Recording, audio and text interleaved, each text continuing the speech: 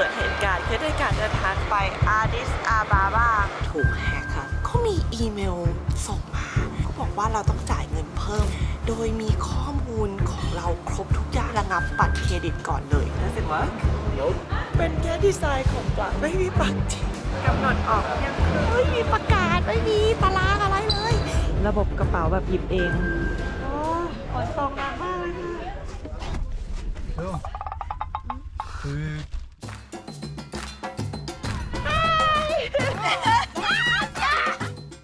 Follow you. Ooh, it's really dark. Oh, okay, she's here. How the mother and father kind of like get intimate if the kids live here? They ครั้งนี้มินกำลังจะเดินทางไปที่ประเทศเอธิโอเปียเพื่อไปใช้ชีวิตตลอด1 สัปดาห์กับชาวเผ่าที่นั่นค่ะโดยความตั้งใจของการเดินทางครั้งนี้ก็เพื่อจะไปเรียนรู้มาตรฐานความงามที่แตกต่างจากอีกซีกโลกหนึ่งค่ะโดยการเดินทางครั้งนี้นะคะเราจะบินไปที่เอธิโอเปียจากนั้นก็ต่อเครื่องบินเล็กไปพื้นที่ที่ชื่อว่าโอโมวันเล่ค่ะที่นี่นะคะมีเผ่าหนึ่งที่เชื่อว่าความอ้วนคือความหล่อเขาคลั่งไคล้ความอ้วนมากจนถึงขนาดที่ว่า1 ปีเนี่ยจะมีการจัดประกวดชายอ้วนรูปงามค่ะโดยผู้ที่จะมาเข้าร่วมจะต้องใช้เวลาเตรียมตัวถึง6 เดือนเพื่อขุนอาหารเข้าไปโดยพวกเขาจะต้องนั่งอยู่ในกระท่อมไม่ออกกำลังกายไม่มีเพศสัมพันธ์แล้วกินน้ำนมผสมเลือดทุกมื้อค่ะโดยการเดินทางครั้งนี้เราจะได้ไปร่วมงานประกวดชายอ้วนรูปงามกันด้วยค่ะนอกจากนี้นะคะที่นี่เนี่ยก็ยังมีชาวเผ่าหนึ่งเผ่าที่ผู้หญิงมีความเชื่อว่ายิ่งปากใหญ่เท่าไหร่ก็ยิ่งสวยเท่านั้นโดยผู้หญิงเผ่านี้นะคะจะทำการเจาะริมฝีปากล่างตั้งแต่อายุยังน้อยแล้วก็มีการถอนฟัน2 ซี่ด้านล่างเพื่อใส่จานกระเบื้องเข้าไปยิ่งจานใหญ่เท่าไหร่ก็ยิ่งสวยเท่านั้นแล้วก็ยิ่งเป็นเครื่องรับประกันว่าครอบครัวเนี่ยมั่งคั่งแล้วผู้หญิงก็จะสามารถออกเรือนหาสามีได้ง่ายค่ะพูดมาขนาดนี้แล้วโหยังไม่ได้ทำไปก็ตื่นเต้นแล้วค่ะเอาเป็นว่าเรื่องราวของมาตรฐานความงามที่อีกซีกโลกหนึ่งจะเป็นยังไงพวกเขาจะต้องพยายามขนาดไหนเพื่อให้ได้ความงามมาครอบครองก็เดี๋ยวเราออกเดินทางและเรียนรู้ไปพร้อมๆกันที่ประเทศเอธิโอเปียเลยค่ะ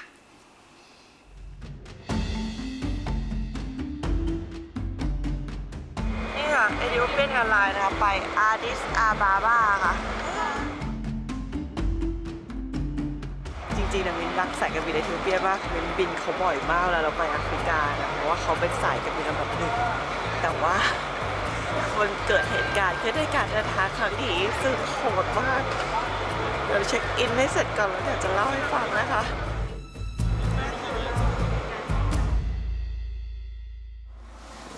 เข้ามารอขึ้นเครื่องข้างในเรียบร้อยแล้วนะคะจะเล่าให้ฟังถึงทริปเอธิโอเปียทริปนี้ว่ามันเริ่มต้นได้ผีมากคือระบบ e-visa ของประเทศเอธิโอเปียถูกแฮกค่ะทุกคนแล้วข้อมูลมินก็หลุดไปหมดเลยคือเรารู้ได้ยังไงคือหลังจากที่เราสมัครe-visa ออนไลน์ไปแล้วเนี่ยเราก็ได้รับอีเมลคอนเฟิร์มอะไรทุกอย่างเรียบร้อยผ่านไป3 ชั่วโมงก็มีอีเมลส่งมาโดยมีข้อมูลของเราครบทุกอย่างเลยนะว่าวันที่เราจะเดินทางคือวันไหนพาสปอร์ตอะไรต่างๆครบทุกอย่างเลยเราก็บอกว่าเราต้องจ่ายเงินเพิ่มเป็นค่าวีซ่าแบบเร่งด่วนซึ่งในการสมัครวีซ่าจริงก็มีการให้จ่ายวีซ่าแบบเร่งด่วนได้นะคะ250 เหรียญแทนที่จะเป็นวีซ่าปกติคือ80 เหรียญแล้วพอเราได้อีเมลมามันสมจริงมากๆเราก็ตกใจว่าทำไมต้องจ่ายเพิ่มอ่ะก็ฉันไม่ได้ขอแบบเร่งด่วนนี่นะก็เลยเอาอีเมลไปให้โจดูโจก็แบบนั่งดูแล้วก็ไปเช็คตรงอีเมลข้างบนมันเป็นของปลอมค่ะทุกคนแล้วตอนนั้นคือแล้วนี้เลขบัตรเครดิตฉันหลุดไปด้วยหรือเปล่าก็เลยระงับบัตรเครดิตก่อนเลยแล้วตอนนั้นก็แบบแล้วเราจะได้วีซ่าหรือเปล่าแล้วระบบมันเกิดอะไรขึ้นแต่เผอิญว่าตอนจ่ายเงินเราเห็นมันขึ้นว่า power by Ethiopian Airlines ก็เลยติดต่อ Ethiopian Airlines ซึ่งเราจองตั๋วกับเขานี่แหละโทรยังไง ก็ไม่มีใครรับสายอีเมลก็ไม่ตอบจนแบบต้องไปหาเพื่อนที่ทำบริษัททัวร์รู้จักกับแมเนเจอร์ของ Ethiopian Airlines ก็เลยถึงจะคุยกับเขาได้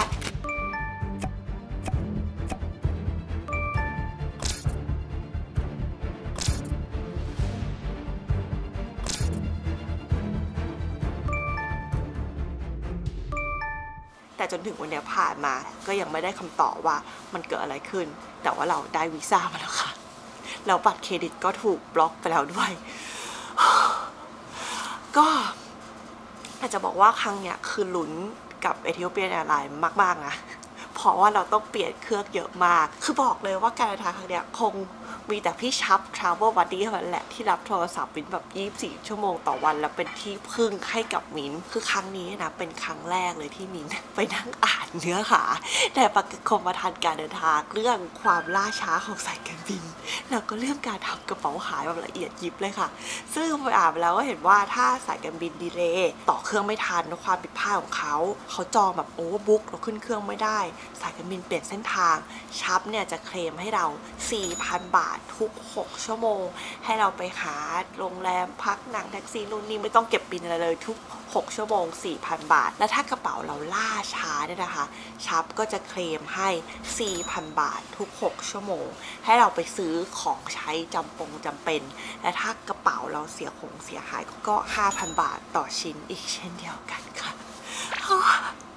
พี่ชับเราต้องพึ่งเธอแล้วนะครั้งนี้เพราะเราไม่กล้าพึ่งสายการบินเลยและนอกจากนั้นนะคะประกันการเดินทางเนี่ยก็ยังครอบคลุมเรื่องการเจ็บป่วยโดนปล้นก็เคลมได้แล้วก็ต่างๆมากมายอยากจะบอกเลยว่าเดินทางครั้งไหนอย่าลืมทำประกันการเดินทางโดยเฉพาะคนที่ชอบเจออะไรแบบผีๆเซ็งๆนี่นะ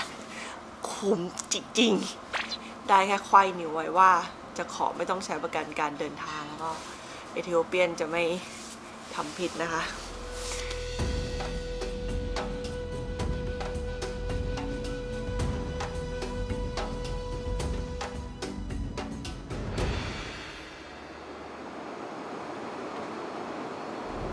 ตอนนี้กำลังจะบินลงที่เมืองอาดิสอาบาบานะคะซึ่งเป็นเมืองหลวงของประเทศเอธิโอเปียโดยที่เอธิโอเปียเนี่ยเขาจะเหมือนเป็นฮับนะในการบินไปที่ต่างๆในแอฟริกาค่ะซึ่งบินผ่านมาบ่อยมากๆเลยนะเวลาคนนึกถึงประเทศเอธิโอเปียเนี่ยคนก็จะชอบติดภาพของเด็กตัวผอมแกรนหัวเล็กๆขาดสารอาหารนี่ก็เป็นส่วนหนึ่งของประเทศเอธิโอเปียจริงๆแต่ว่าจริงๆนี่ไม่ใช่ภาพเดียวของเอธิโอเปียเพราะฉะนั้นวันนี้เราจะมาเติมภาพอื่นๆลงไปนะคะ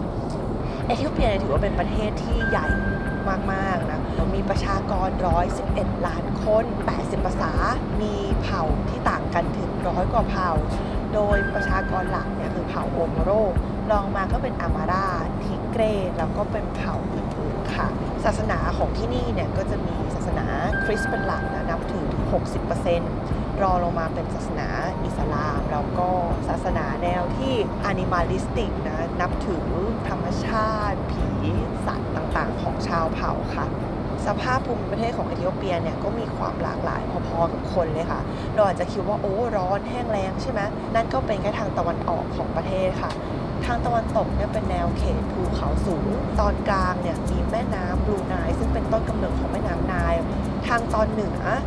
มีภูเขาไฟหลายลูกแล้วก็มีที่ยังปะทุอยู่ชื่อเอ็นตาอาเลเราเดินขึ้นภูเขาไปเนี่ยเหมือนหลอดออฟเดอะริงส่วนทางตอนใต้ที่เรากำลังจะไปเนี่ยก็จะเป็นลุ่มแม่น้ำของแม่น้ำโอโมซึ่งหล่อเลี้ยงอารยธรรมของผู้คนและชาวเผ่าเนี่ยมาอย่างยาวนานหลายพันปีแล้วนะคะ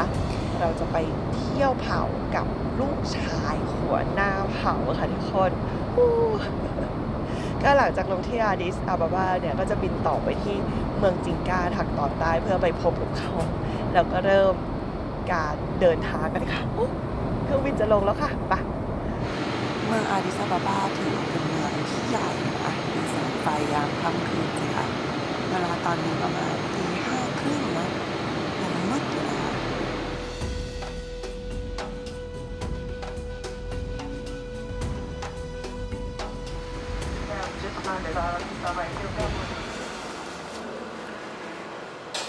จะลองซ็อกเก็ตดูนะคะ Does it work? Nope, I think so. I'll try and put it on my phone. Look at this one. You can move it. It's just a table with a design of Ah, electric socket okay. ดูปลั๊กนี่สิคะโต๊ะที่มีปลั๊กแต่ว่าเป็นแค่ดีไซน์ของปลั๊กเฉยๆค่ะไม่มีปลั๊กจริงโอ้เราจะอยู่ที่นี่กันไป6 ชั่วโมงนะคะเป็นการเปลี่ยนเครื่องเพื่อจะไปเมืองจิงกาโจเจออันที่มันใช้ได้นะคะ so this one works It works. Where do you want the table? Here?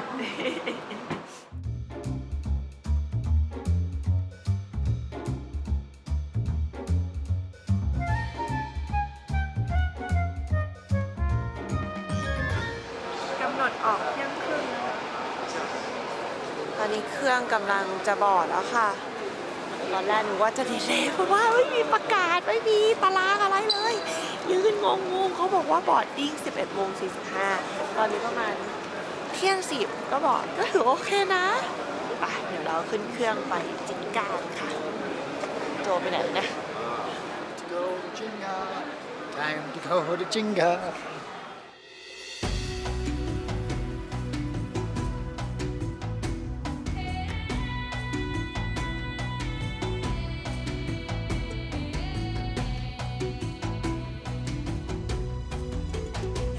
จิงก้าเรียบร้อยแล้วอ่ะโอ้โหทิวทัศน์ระหว่างบินมานะเราเห็นแม่น้ำหลายสายเห็นทะเลสาบหลายแห่งแล้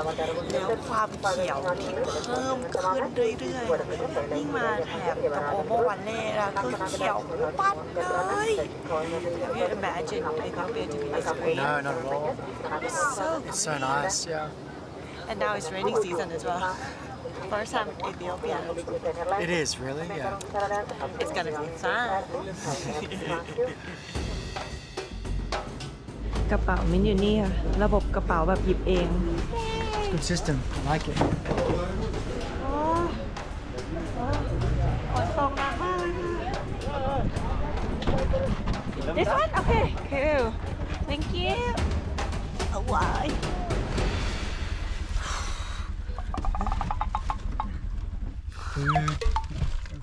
This is Fitsum. Fitsum. Yes. Nice to meet you, yeah. Nice to meet you. Nice to meet you. So how big is Jinga? Is a population of 200,000 living around Jinka town. How many tribes are in Omo Valley? Here there are about seven ethnic groups, each with their own distinct culture. Yes. So what's your tribe? My tribe is Bana. Bana. Yes. They are known for their stick walking,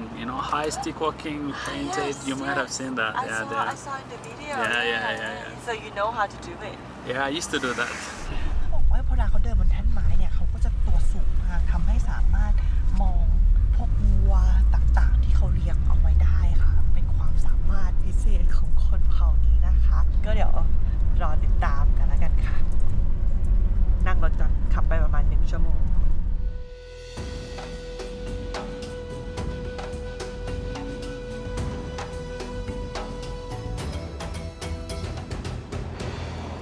Actually, people live in the hut or This area and the hut. This hut. they live in the hut. Yeah. เห็นพวกพืชตรงนี้ไหมคะก็จะมีดอกทานตะวันที่เขาเก็บเมล็ดมานะคะแล้วก็สิ่งที่เรียกว่าเซกรัมนะ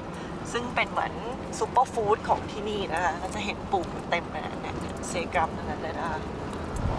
Just fascinating how different it is in Ethiopia to what the media portrays. In a way, like I always grew up thinking people in Ethiopia were starving and it was like desert. There was no vegetation, but look how rich the vegetation is here. There's so much food. Even like we have a saying in Australia, if like you leave food on your table, it's like why are you leaving food when there's people starving in Ethiopia? Yeah, it's crazy. And then here it's so different. So what do you think about that? I think it has to be the media's who's stuck to the 40 years, 50 years story that happened. That happened in the northern part of Ethiopia. The southern part never actually affected? The southern part has always been green and lush.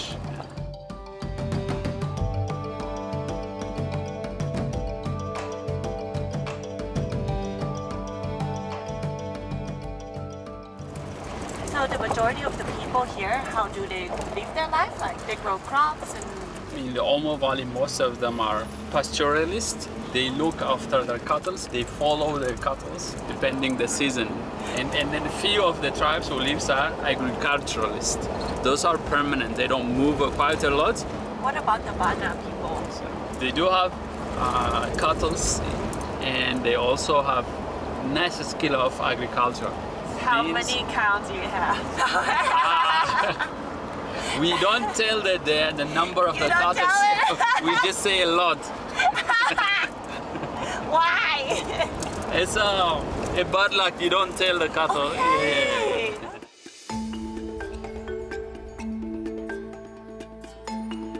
ตายละ Hi Hi Oh my goodness นี่นะคะเราจะใช้ไม้เหล่านี้นะคะเพื่อเดินดู cattle ของเขานะคะเดินดูสกิลนะคะ Oh my goodness โอ้เดินขึ้นไปยังไงอ่ะOh, are you okay? I'm sorry. Hi. How old are you? How old is he? How old are you? 10. 10. How old that they stop doing or? When they are maybe 20, 21, they'll just stop doing it. So how tall are you? So I'm 188 here. And how tall are the boys? It's supposed to be like 2.5 meters tall. Yeah. So tall. Yeah.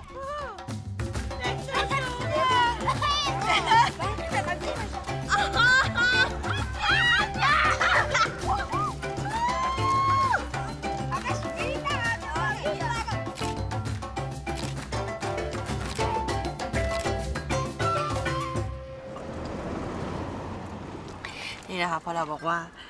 เราอยากไปบ้านของคนที่นี่จังเลยเขาก็รับเจ้าของบ้านพาไปบ้านเลยค่ะเดี๋ยวเราจะตามกลับไปที่บ้านของน้องคนนี้นะคะ What is his name? His name is Tasfai. Tasfai.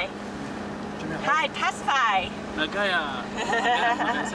สามของกลับบ้านสลาม Tasfai. Salam.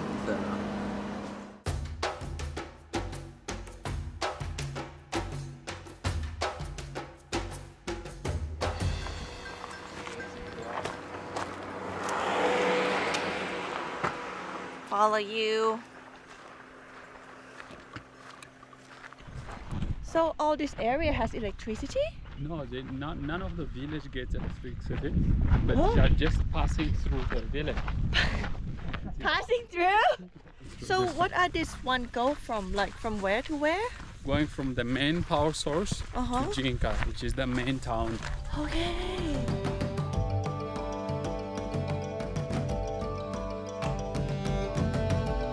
It's like $1 million view.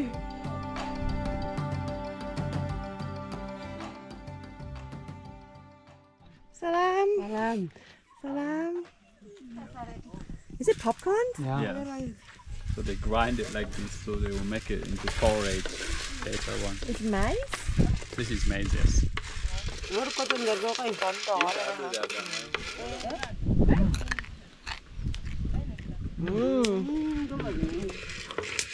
Yeah. อร่อยมาก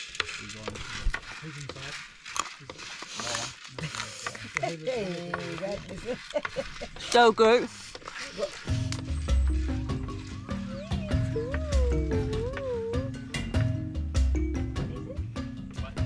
เขากำลังชาร์จแบตมือถืออยู่นะคะโดยวิธีแบบของเขาอะค่ะดูสิคะเฮ้ยเวิร์กเหรอ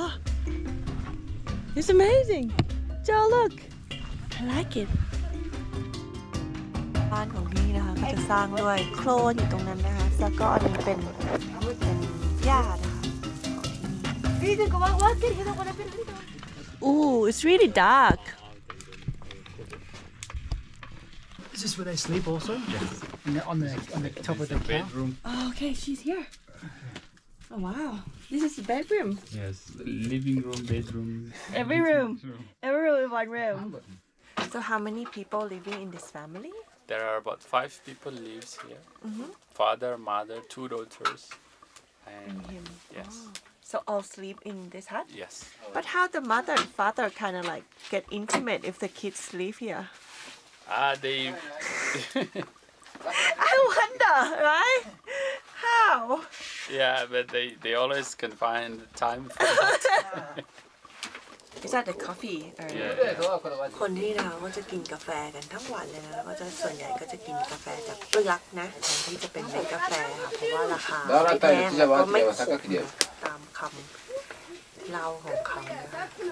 The half calabash is for the coffee. This is used like a plate for serving food, and also like a cup. Oh, so this is like a cup or plate Yeah. for honey, and this is for coffee. Yeah, exactly.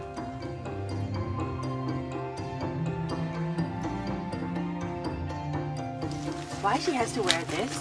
It's out of respect. Whenever they serve guests, they always have to put this one. It's like out of respect, like a coffee. Exactly. Wow.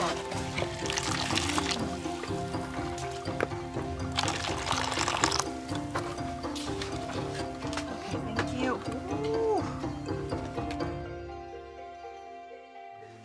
กาแฟที่นี่นะคะถือว่าเป็นสิ่งศักดิ์สิทธิ์นะ ก็คือเขาบอกว่าสิ่งที่ดีที่สุดที่จะให้กับคนที่รักได้ก็คือกาแฟค่ะแล้วตอนเช้าเราก็จะดื่มกาแฟ แล้วก็คนที่เป็นผู้ใหญ่ในบ้านเนี่ยก็จะแบบคนกาแฟใส่เพราะว่า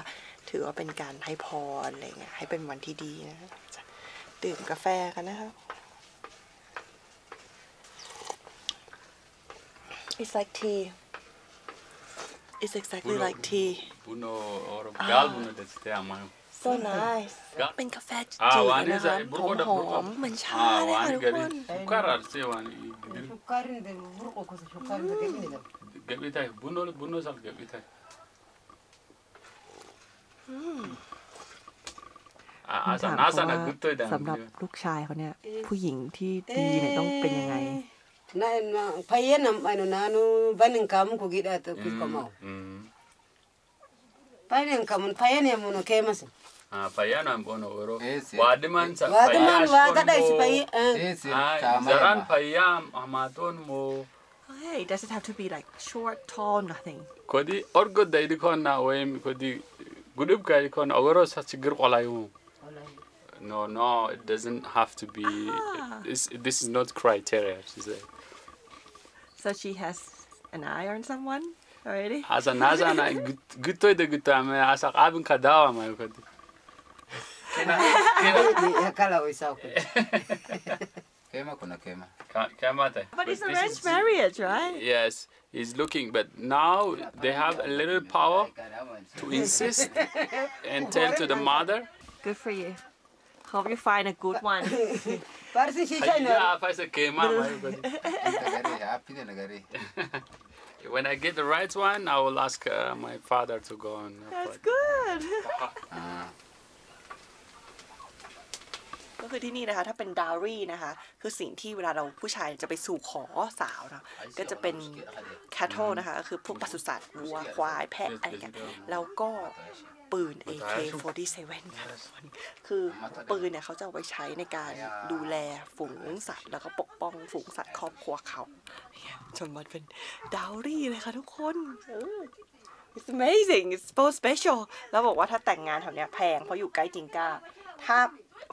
further away from Jinka cheaper นั่นแหละค่ะทุกคน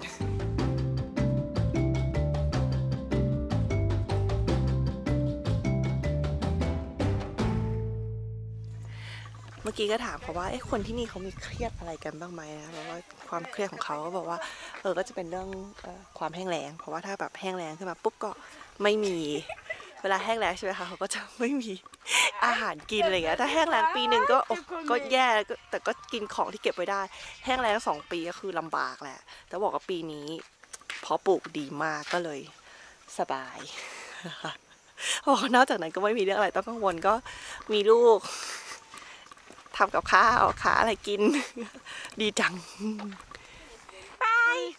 Okay, bye-bye. You say shukra? Is that Bayrume. อันนี้นะคะก็คือบ้านของชาวบานาค่ะเด็กผู้ยืนบนเสาและกระท่อมวิวภูเขาสวยค่ะทุกคนเดี๋ยวพรุ่งนี้เราจะไปร่วมงานการประกวดชายหนุ่มอ้วนรูปงามกันนะคะ บอกเลยว่าตอนนี้อากาศที่นี่ดีมากเลยอะดีแบบดีโอ้ Baby Yeah? I need AK-47 What for? That's my diary Diary? Okay. AK-47 my mom wants one Okay. I have some contacts. ยิ่งอ้วนยิ่งรอค่ะทุกคนเขาเดินกันเร็วมากนะคะเราต้องกินแค่นมกับเลือดวัวตลอด6 เดือนเท่านั้นค่ะคนเป็นร้อยเลยนะคะบรรยากาศนี่คือแบบสุดมากนะอ๋อ pretty bushy นี่ขนาดไม่ใช่คนที่ต้องไม่ออกกำลัง6 เดือนยังเหนื่อยเลย